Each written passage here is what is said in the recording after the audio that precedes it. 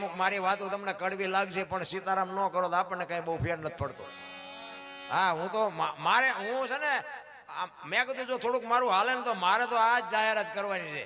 હું કોઈને કહેતો નથી કથાયું બેવડો ને પૂંછડું કરો ને ઢોકળું ગાયું હાટું કરો. અરે ગાયું હાટું નામ ગાયુંના નામ લઈને ખાઈ જાય ખૂંટિયા.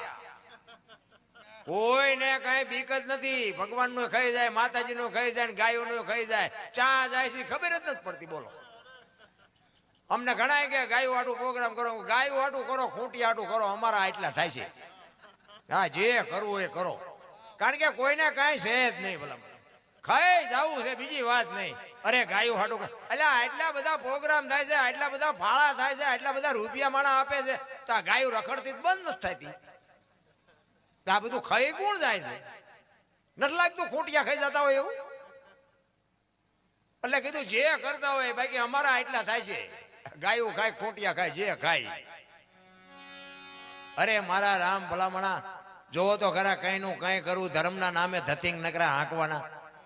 એટલા જ માટે કહું છું કે મા બાપની સેવા કરો, કુટુંબ પરિવારમાં એકતા રાખો, વ્યસનથી થોડાક આઘા રહ્યો.